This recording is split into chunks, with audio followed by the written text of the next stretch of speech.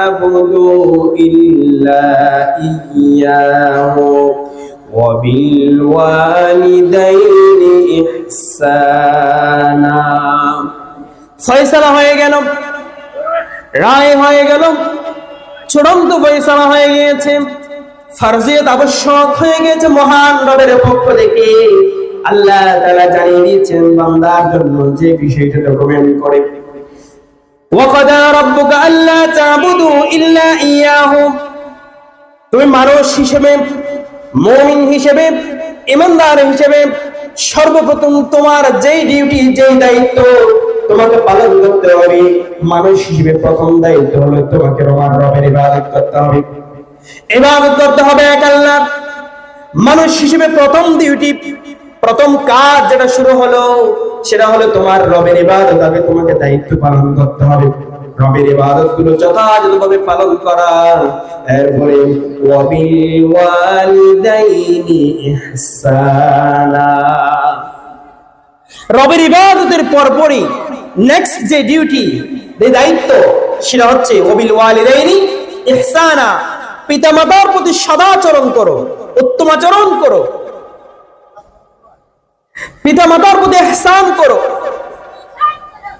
তোমার রবের দায়িত্ব আগে, রবের ইবাদত তোমার প্রতি আগে দায়িত্ব হলো। ওমা খালাকতুল জিন্না ওয়াল ইনসা ইল্লা লিয়াবুদুন। রব আগে জানিয়ে দিচ্ছেন, ও বান্দা তোমার প্রথম দায়িত্ব কি জানো নাকি? তোমাকে ইবাদত করার জন্য, তোমার রবের গোলামি করার জন্য, উপাসনা করার জন্য তোমাকে পৃথিবীর জমিনে পাঠানো হলো। আজকে আমরা রবের ইবাদত থেকে ভুলে গিয়েছি।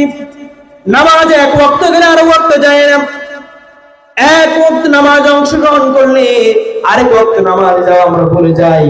অথচ চায়ের দোকানগুলোতে বসে আড্ডা দেওয়াই আমাদের ব্যস্ত জায়গায় যাই, ঠিক না?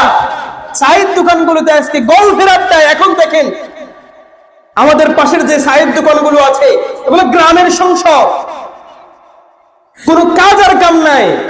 কাপ একটা হচ্ছে, আবার মুখে নিয়ে চুমুক একটা দিয়ে অমুকের বাড়ি থেকে হলো, তমুকের বাড়ি থেকে হলো, অমুক তমুক সব দিব আমাদের চায়ের দোকানের আড্ডায় ব্যস্ত আছে।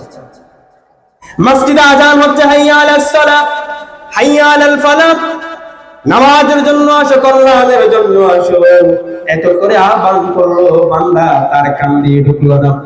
অথচ বান্দার প্রথম যে ডিউটি সেটা হলো মহান রবের ইবাদত করা। রবের ইবাদতের পরে বান্দার আবার দায়িত্ব শুরু হলো ওয়াবিল ওয়ালিদাইনি ইহসানা।